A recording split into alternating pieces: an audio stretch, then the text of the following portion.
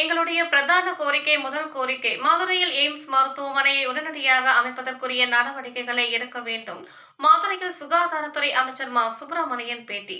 கடந்த முறை இங்கே வந்தபோது திருநங்கை மற்றும் திருநங்கைகளுக்கான பிரத்யேக சிகிச்சை மையம் வேண்டும் என்ற கோரிக்கை வைத்ததன் அடிப்படையில் திருநங்கைகளுக்கான அறுவை சிகிச்சைகளை இலவசமாக செய்ய வேண்டும் என்ற கோரிக்கை ஏற்று புதிய வசதி ஏற்படுத்தப்பட்டுள்ளது. 889 திருநங்கைகள் பயன்பெற்று இருக்கிறார்கள். 258 திருநங்கைகளுக்கு இலவசமாக சிகிச்சை வழங்கப்பட்டிருக்கிறது. 419 கோடியே 50 லட்சம் மதிப்பீட்டில் புதிய உபகரணங்கள் கொண்டுவரப்பட்டிருக்கின்றன. அரசு மருத்துவ சேவையை முழுமையாக பொதுமக்கள் பயன்படுத்தக்கூடிய அவர்களுடைய எண்ணிக்கை அதிகரித்து வருகிறது. கடந்த காலங்களில் வடகிழக்கு பருவமழை தொடங்கியதற்கு பிறகு மிகப்பெரிய அவர்களிடம் மழை பெறுவதற்கு பிறகு ஒரே நாளில் 1000 முதல் 10,000 முகாம்கள் நடத்தப்பட்டன. அதிகபட்சமாக ஒரே ஆண்டில் 26,000 முகாம்கள் நடத்தப்பட்டு இருக்கின்றன. 87% அளவிற்கு பெய்ய வேண்டிய வடகிழக்கு பருவமழை தற்போது வரை 25 சென்டிமீட்டர் தான் பெய்திருக்கிறது. மழையின் அளவை பொறுத்து பாதிப்பை பொறுத்து முகாம்கள் நடத்தப்படும். 25,400 முகாம்கள் நடத்தப்பட்டு 10 லட்சத்துக்கும் அதிகமானோர் பயன்பெற்று இருக்கிறார்கள். 14 வாரங்கள் நலம் காக்கும் ஸ்டாலின் முகாம்கள் நடத்தப்பட்டு இருக்கின்றன. 523 முகாம்கள் நடத்தப்பட்டு இருக்கக்கூடிய வேளையில் 8,21,000க்கும் அதிகமானோர் பயன்பெற்று இருக்கிறார்கள். டெங்கு காய்ச்சலில் கடந்த காலங்களில் 60க்கும் மேற்பட்டோர் உயிரிழந்தது குறிப்பிடத்தக்கது.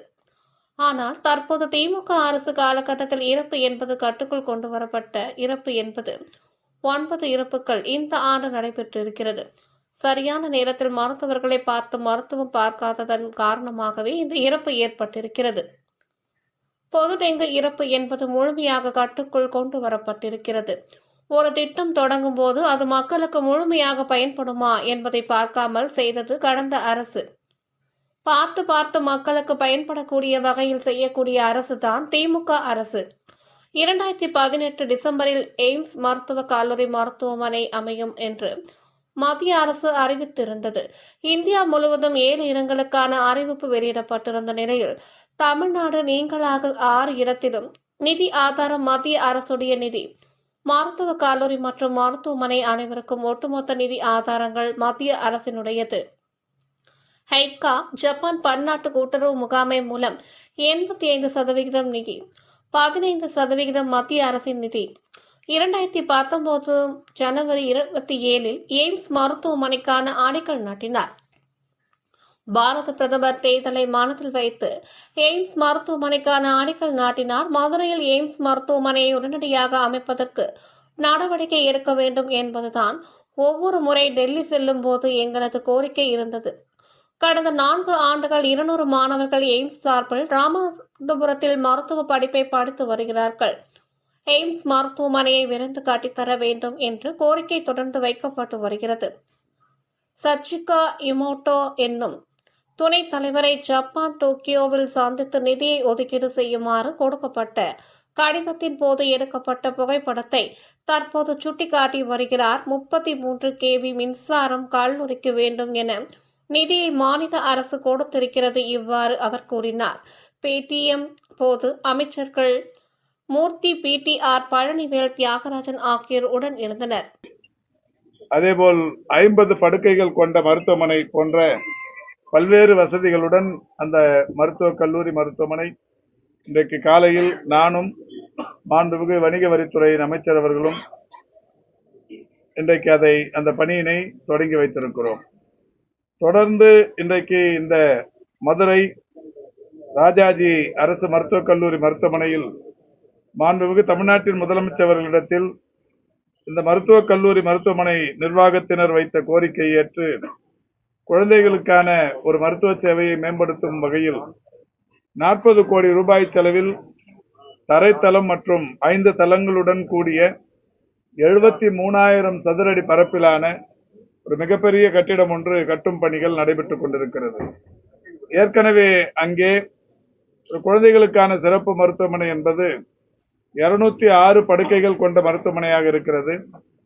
புதிதாக கட்டப்பட்டு வருகிற 73,000 சதுரடி பரப்பிலான இந்த கட்டிடத்தில் இன்னும் ஒரு 200 கூடுதல் படுக்கைகள் குழந்தைகளுக்கு என்று அமையப்பெறவிருக்கிறது.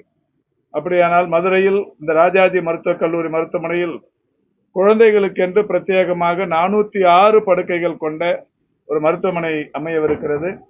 அந்த பணியினை நானும் மாண்புமிகு அமைச்சர்களும் இப்போது நேரடியாக ஆய்வு செய்திருக்கிறோம். இப்பொழுது கட்டப்பட்டுக் கொண்டிருக்கிற கட்டிடத்திற்கும் ஏற்கனவே இருக்கிற கட்டிடத்திற்கும் ஒரு இணைப்பு பாலம், இணைப்பு வழி பாதை ஒன்று அமைய வேண்டும் என்கின்ற கோரிக்கை சம்பந்தப்பட்ட துறை அலுவலர்களால் சொல்லப்பட்டிருக்கிறது. அதற்கும் திட்ட மதிப்பீடுகள் தயார் செய்ய சொல்லியிருக்கிறோம். இந்த நிலையில் இந்த மருத்துவக் கல்லூரியில் இருக்கிற இன்னொரு சவாலான ஒரு பிரச்சனை, ஏற்கனவே புற்றுநோய் பாதிப்புகளுக்கென்று பாலரங்காபுரத்தில் ஒரு அமைப்பு ஒன்று இருக்கிறது. இந்த மருத்துவக் கல்லூரிக்கும் இந்த மருத்துவக் கல்லூரியில் இருக்கிற மருத்துவமனைக்கும் சம்பந்தம் இல்லாமல் வேறொரு இடத்தில் அது புற்றுநோய்க்கான அந்த பரிசோதனைகள் மையம் இருக்கிறது. அதேபோல் இந்த மருத்துவமனை வளாகத்திலேயே இருக்கிற புற்றுநோய் அமைப்பு என்பது 1980ஆம் ஆண்டுகளில் கட்டப்பட்ட, ஏறத்தாழ 45 ஆண்டுகளுக்கு முன்னால் கட்டப்பட்ட பழமையான கட்டிடத்தில் இயங்கியும் வருகிறது. எனவே அந்த கட்டிடமும் தற்போது பயன்பாடு என்பது கேள்விக்குறியாக வருகிற நிலையில் மாண்புமிகு தமிழ்நாட்டின் முதலமைச்சருடைய கவனத்திற்கு கொண்டு சென்று ஒரு புதிய புற்றுநோய்க்கான ஒரு புதிய கட்டமைப்பை இந்த மருத்துவக் கல்லூரி வளாகத்தில் உருவாக்கிட வேண்டும் என்கின்ற கோரிக்கை வைக்கப்பட்டு மாண்புமிகு முதல்வர் அவர்கள் சம்பந்தப்பட்ட துறை அலுவலர்களுக்கு உத்தரவிட்டு ஒரு 36 கோடி ரூபாய் செலவில் புதிய புற்றுநோய்க்கான மருத்துவமனை ஒன்று இங்கே அமைப்பதற்கு உத்தரவிட்டிருக்கிறார்கள். அந்த வகையில் இந்த குழந்தைகளுக்கான மருத்துவமனை கட்டுமான பணிகள் நடைபெற்றுக் கொண்டிருக்கிற இடத்திற்கு பக்கத்தில் இன்னும் ஒரு இடம் ஒன்று இருக்கிறது. அந்த இடத்தை பொறுத்தவரை மாவட்ட ஆட்சித்தலைவரின் என்டர் அப்பான் பர்மிஷன் பெற்று அந்த இடத்தை அதிகாரப்பூர்வமாக மருத்துவத்துறைக்கு மாற்றி அங்கே அந்த பணியினை தொடங்கி வைப்பதற்கு நடவடிக்கை எடுக்கப்படவிருக்கிறது. அந்த பணியும் தற்போது ஆய்வு செய்யப்பட்டிருக்கிறது. இந்த நிலையில் இந்த ராஜாஜி மருத்துவக் கல்லூரி மருத்துவமனையை பொறுத்தவரை ஏற்கனவே பல்வேறு துறைகளில் இந்த மருத்துவமனை மிக சிறப்பான பயன்பாட்டில் இருந்து கொண்டிருக்கிறது.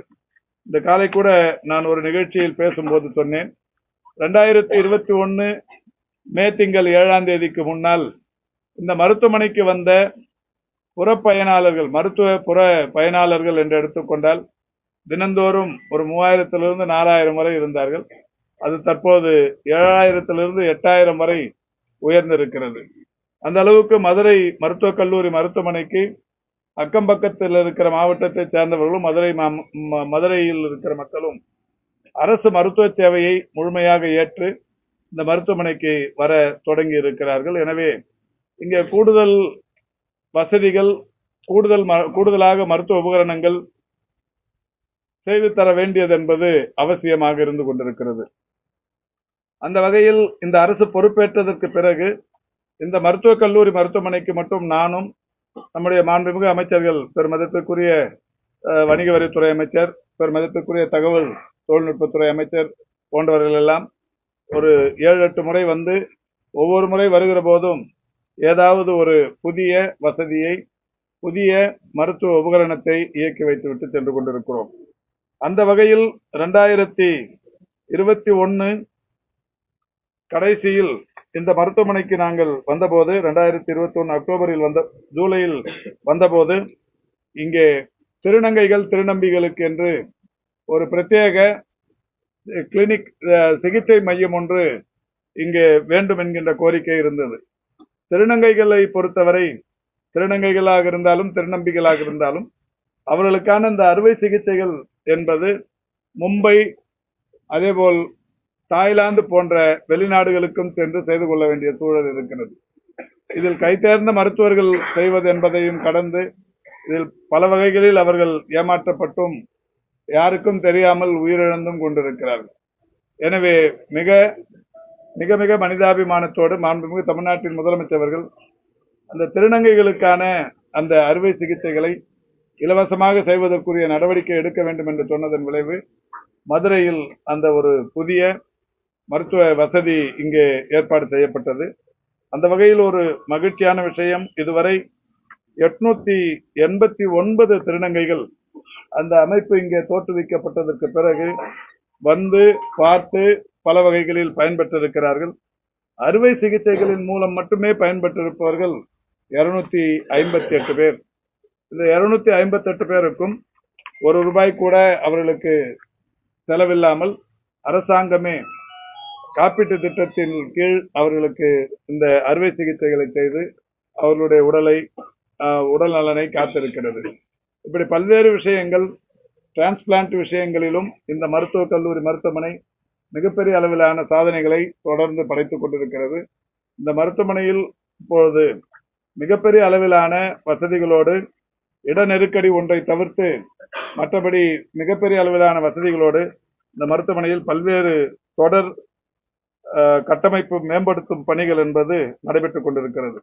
இந்த அரசு பொறுப்பேற்றதற்கு பிறகு இந்த மருத்துவக் கல்லூரியில் ஏறத்தாழ 419 கோடியே 50 லட்சம் மதிப்பீட்டில் புதிய மருத்துவ கட்டமைப்புகள், மருத்துவ உபகரணங்கள் கொண்டு வரப்பட்டிருக்கிறது. குறிப்பாக ஜைகா உதவியுடன் தரைத்தளம் மற்றும் 6 தளங்கள் கொண்ட 313 கோடியே 25 லட்சம் ரூபாய் மதிப்பீட்டில் ஒரு கட்டிடம் கட்டப்பட்டு மாண்புமிகு தமிழ்நாட்டின் முதலமைச்சர்களால் அது திறந்து வைக்கப்பட்டு இப்பொழுது முழு கட்டிடமும் அந்த தரைத்தளம் மற்றும் 6 தளங்கள் கொண்ட அந்த முழு கட்டிடம் மிக சிறப்பான பயன்பாட்டில் இருந்து வருகிறது.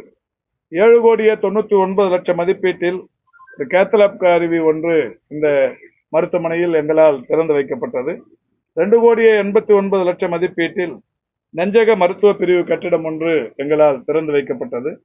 1 கோடியே 3 லட்சம் மதிப்பீட்டில் கட்டண படுக்கை தொகுதிகள், அதாவது நடுத்தர மற்றும் உயர்தர வருவாய் பிரிவினரும் அரசு மருத்துவ சேவையை பயன்படுத்திக் கொள்வதற்கு ஏதுவாக கட்டண படுக்கை தொகுதிகள் இந்த மருத்துவமனையில் கட்டி முடிக்கப்பட்டு அது இன்றைக்கு மிக சிறப்பான வகையில் பயன்பாட்டில் இருந்து கொண்டிருக்கிறது.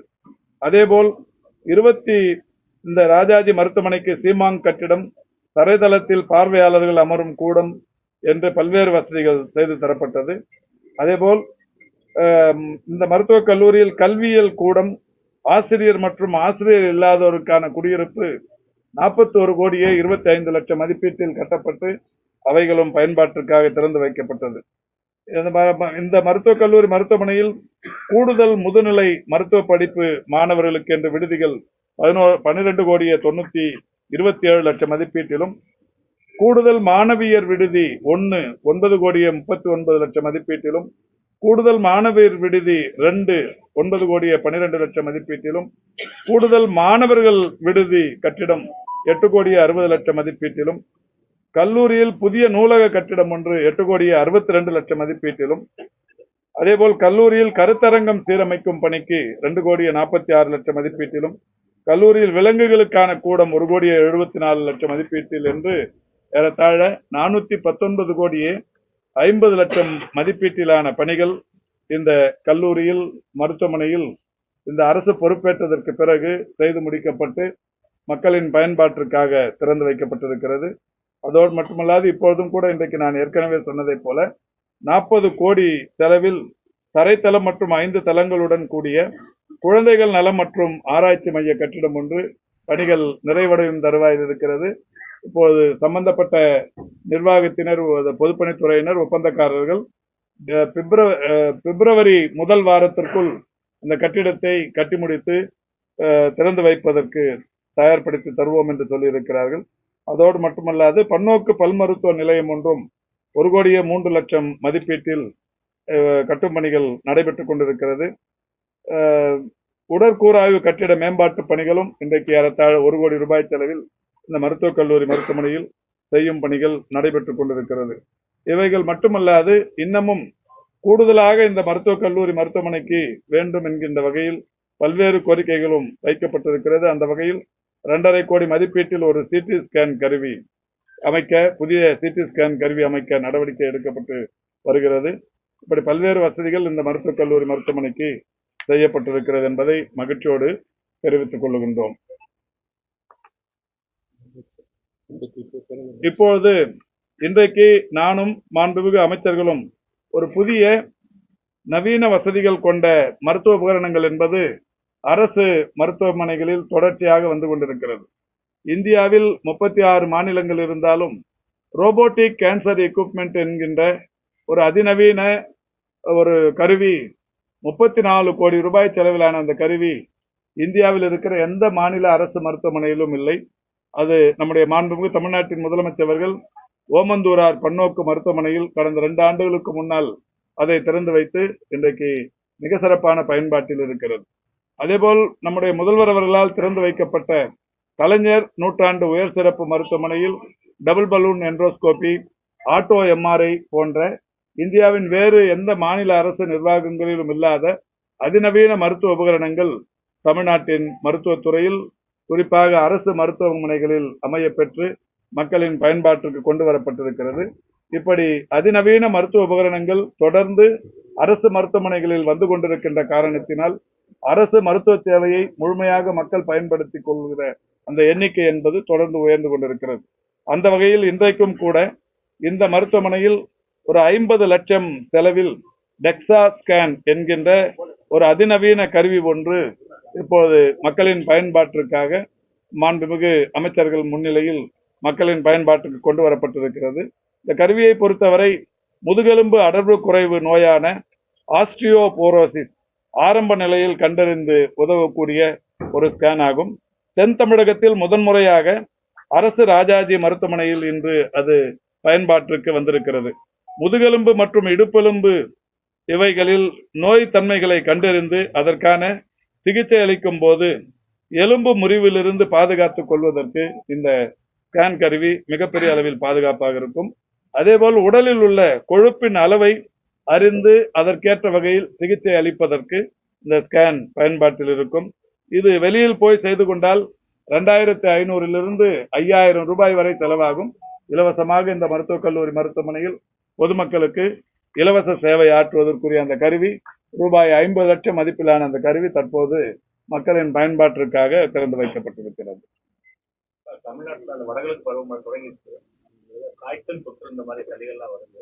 ஸ்பெஷல் கேம்ப் மெடிக்கல் கேம்ப் இப்போ ஏற்கனவே நான் கடந்த ஒரு 4-5 நாட்களுக்கு முன்னால் சென்னையில் நடைபெற்ற பத்திரிகையாளர் சந்திப்பில் சொல்லியிருக்கிறேன். இதுவரை எவ்வளவு மழைக்கால சிறப்பு மருத்துவ முகாம்கள் நடத்தப்பட்டது, எவ்வளவு முகாம்கள் வாகனங்களின் மூலம் அந்த பகுதிகளுக்கு அனுப்பப்பட்டிருக்கிறது. குறிப்பாக துறைக்கு மாண்புமிகு முதல்வர் அவர்களுடைய அறிவுறுத்தலின்படி சொல்லப்பட்டிருக்கிற அறிவுறுத்தல் ஏதாவது ஒரு கிராமத்தில் அல்லது ஏதாவது ஒரு தெருவில் ஒரு 2-3 பேருக்கு காய்ச்சல் பாதிப்பு இருக்குமானால் உடனடியாக அங்கே ஒரு மருத்துவ முகாம் அமைப்பதற்கு நடவடிக்கை எடுக்கப்பட்டிருக்கிறது. கடந்த காலங்களில் வடகிழக்கு பருவமழை தொடங்கியதற்கு பிறகு தொடங்கி மிகப்பெரிய அளவிலான மழை பொழிவுகளுக்கு பிறகு ஒரே நாளில் 1000 முகாம்கள் 10,000 முகாம்கள் என்றெல்லாம் நடத்தப்பட்டு அதிகபட்சமாக ஓராண்டில் மட்டுமே 26,000 முகாம்கள் எல்லாம் கூட நடத்தப்பட்டிருக்கிறது. வடகிழக்கு பருவமழை கடந்த 19ஆம் தேதி தொடங்கி இதுவரை ஒரு வடகிழக்கு பருவமழை பொதுவாகவே ஒரு 87 சென்டிமீட்டர் அளவுக்கு பொழிய வேண்டும். இதுவரை ஒரு 24-25 சென்டிமீட்டர் தான் சராசரியாக பொழிந்திருக்கிறது. இன்னமும் கூட மழை பொழிவு என்பது இப்போது நாளில் ஒரு பகுதி மட்டுமே வந்திருக்கிறது. இன்னும் 3 பகுதி மழை வர வேண்டும். டிசம்பர் 2வது வாரம் வரை இந்த மழை பொழிவு என்பது தொடர்ச்சியாக இருக்கும். அந்த வகையில் இந்த மழையை பொறுத்து பாதிப்புகளை பொறுத்து முகாம்கள் நடத்துவது என்பது தொடர்ச்சியாக செய்யப்படும். இந்த ஆண்டு இதுவரை நடத்தப்பட்ட முகாம்களின் எண்ணிக்கை 25,460 முகாம்கள் தமிழ்நாடு முழுவதிலும் நடத்தப்பட்டிருக்கிறது. இதில் பயன்பெற்றிருப்பவர்கள் 10,48,852 பேர் பயன்பெற்றிருக்கிறார்கள். இதையும் கடந்து மாண்புமிகு தமிழ்நாட்டின் முதலமைச்சர் அவர்கள் ஆகஸ்ட் திங்கள் 2ஆம் தேதி ஒரு சிறந்த மருத்துவ திட்டத்தை தொடங்கி வைத்திருக்கிறார்கள்.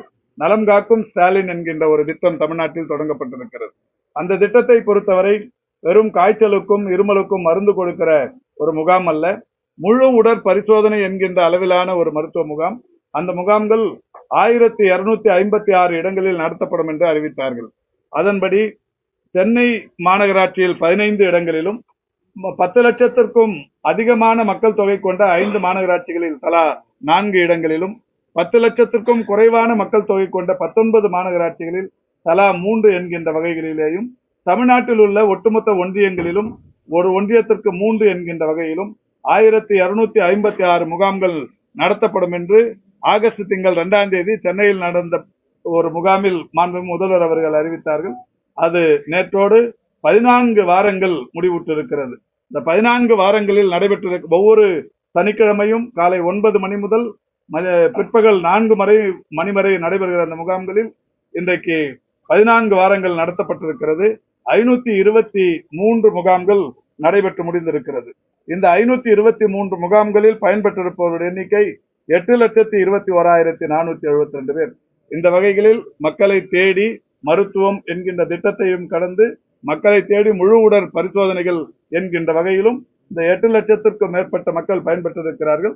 மழைக்காலத்தை பொறுத்தவரை மழைக்கு தேவையான அந்த மழைக்கால சிறப்பு மருத்துவ முகாம்கள் எங்கே எல்லாம் தேவையோ அது இன்னமும் கூட நடத்தப்படும். இதுவரை நடத்தப்பட்ட முகாம்களையும் கடந்து இன்னமும் எங்கே எல்லாம் அது தேவையோ அவசியமோ அவைகள் தொடர்ந்து நடத்தப்படும். இந்த டெங்கு காய்ச்சல் பாதிப்பு என்பது அதிகரிச்சிருக்கு. குறிப்பா 2013 மதுரை மாவட்டத்தில் 70க்கும் மேற்பட்டோர் உயிரிழந்திருக்காங்க.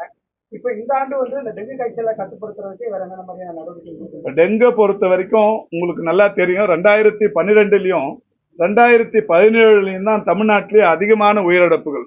2012ல மட்டுமே டெங்கு காய்ச்சலினால் உயிரிழந்தவர்கள் எண்ணிக்கை 66 பேர். 2017ல டெங்கு காய்ச்சலினால் உயிரிழந்தவர்கள் எண்ணிக்கை 65 பேர். இந்த 66, 65 இந்த 2 ஆண்டுகள் தான் தமிழ்நாட்டின் வரலாற்றில் அதிகப்படியான டெங்கு காய்ச்சலினால் உயிரிழந்தவர்கள்.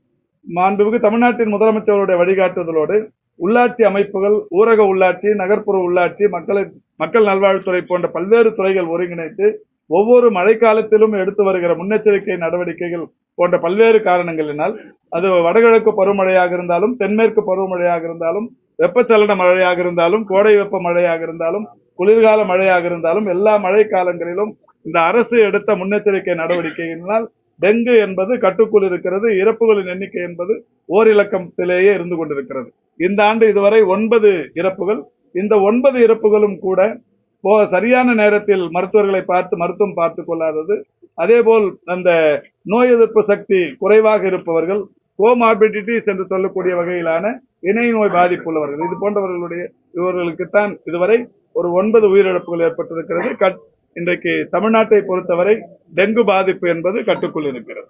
திமுக ஆட்சி ஒரு மருத்துவ கல்லூரிகளை கொண்டு வருவேன் முன்னாள் முதல்வர் குற்றம் சாட்டியிருக்காங்க.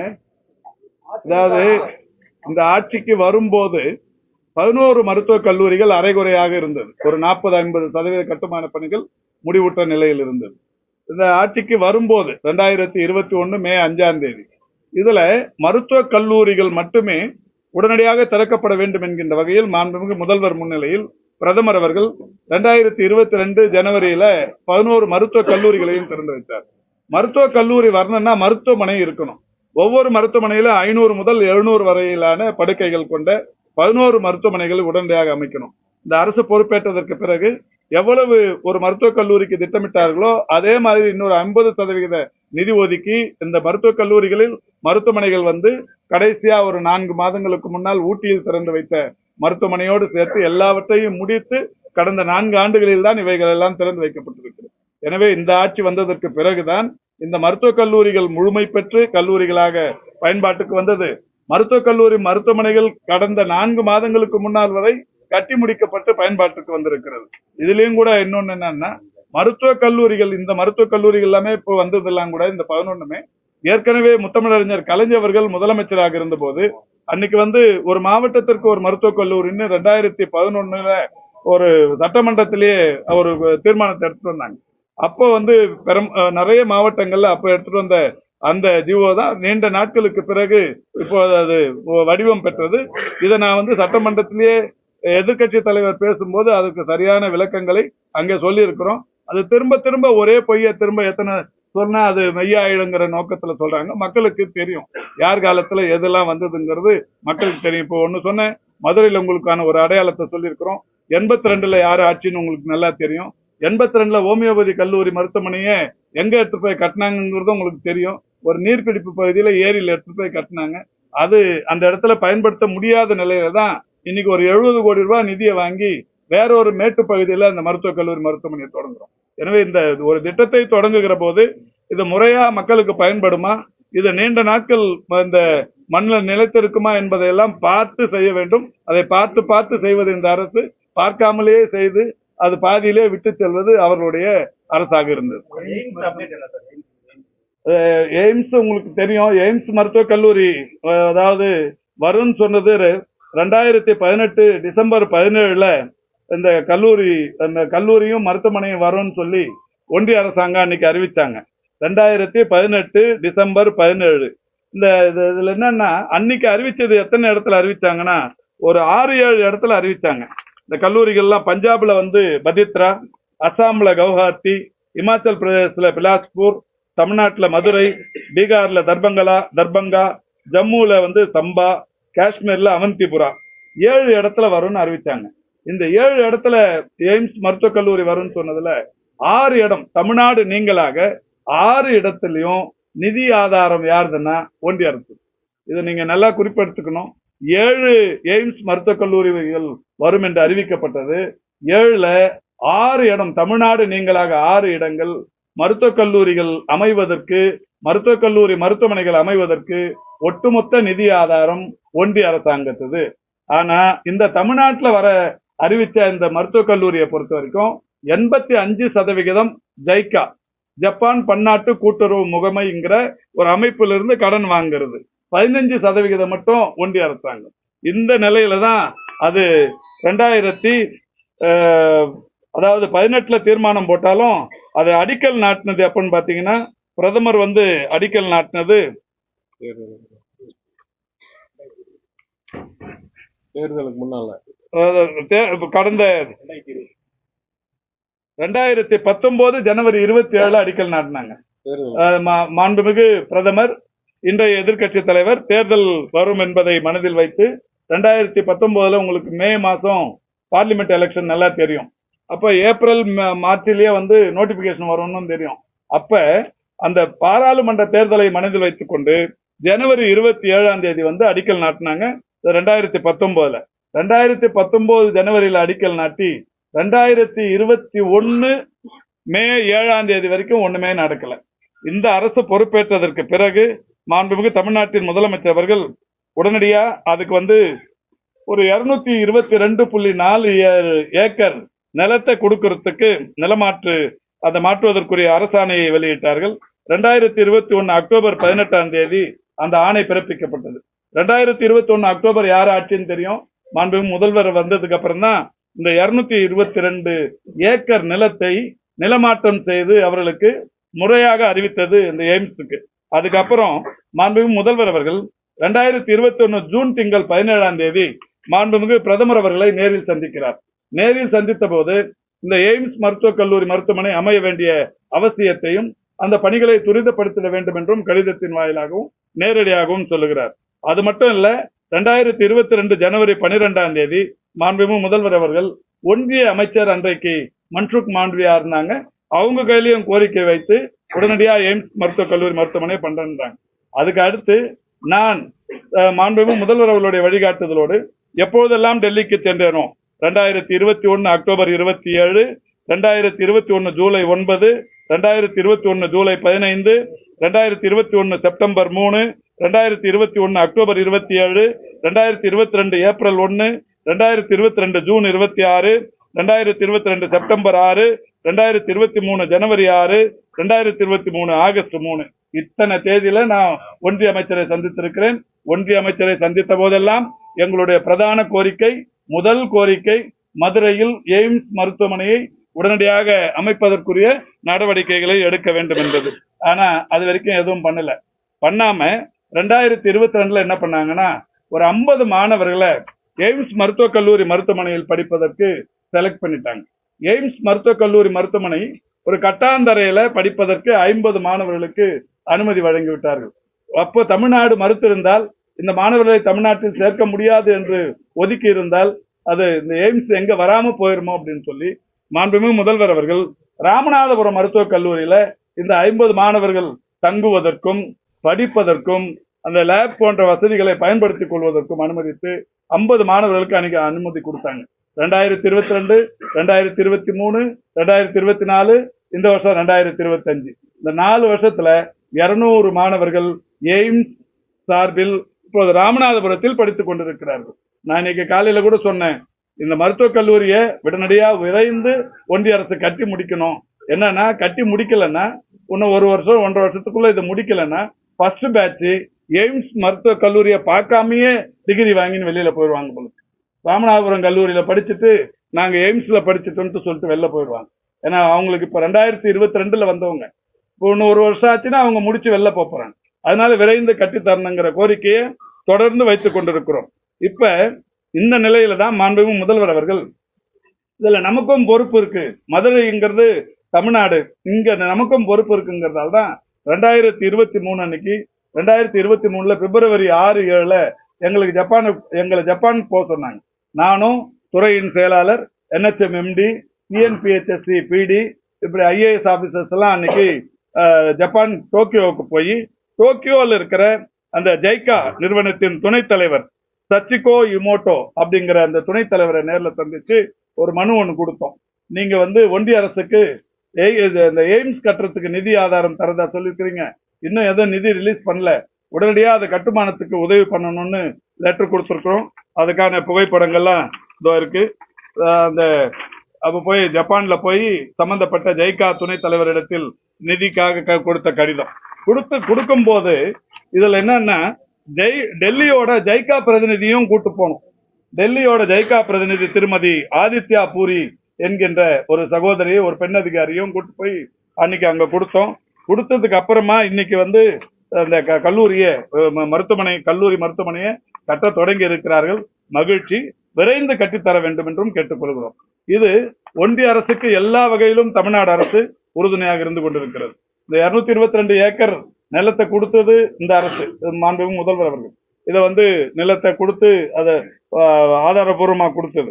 அது மட்டும் இல்லை, இப்ப 33 கிலோவாட் மின்சார உபயோகத்திற்கு மாண்புமிகு தமிழ்நாடு முதலமைச்சர் அவர்கள் 13,13,71,148 ரூபாய் இன்றைக்கு அந்த தொகையை அந்த இதுக்கு கொடுத்திருக்காரு, எய்ம்ஸ் நிர்வாகத்துக்கு. இந்த மின் உபயோகத்துக்கு 33 கிலோவாட் மின் உபயோகம் அந்த கல்லூரிக்கு வேணும்னு மாநில அரசு, குறிப்பாக நம்முடைய முதல்வர் 13,13,71,148 ரூபாய் அந்த இதுக்கு கொடுத்திருக்கிறாரு. அது மட்டும் இல்ல, இந்த இது உட்கட்டமைப்புக்கு நீர் வழங்குவது, குடிநீருக்கான அந்த ஆதாரத்திற்கு 11,61,00,000 ரூபாய் தரப்பட்டிருக்கிறது. இப்படி மின்சாரம், குடிநீர், நிலம் போன்ற எல்லா வசதிகளையும் தமிழ்நாடு அரசும் ஒன்றிய அரசுக்கு ஒருங்கிணைத்திருக்கிறது. ஒன்றிய அரசோடு இணைந்து எப்படியாவது மதுரையில் அந்த எய்ம்ஸ் நிர்வாகம் வர வேண்டும் என்பதற்காக 13 கோடி ரூபாய் மின் உபயோகத்திற்கும் 11 கோடி ரூபாய் குடிநீர் விநியோகத்திற்கும் 222 ஏக்கர் தமிழ்நாட்டின் அரசு நிலமும் ஒன்றிய அரசுக்கு தந்துதான் இந்த கல்லூரி இங்கே வருவதற்குரிய நடவடிக்கைகள் எடுக்கப்பட்டு வருகிறது. ஒன்றிய அரசாக இருந்தாலும் மாநில அரசாக இருந்தாலும் மக்களின் பயன்பாட்டிற்கு எய்ம்ஸ் விரைந்து வர வேண்டும் என்பது அனைவருடைய விருப்பம். வரும் என்று எதிர்பார்க்கிறோம்.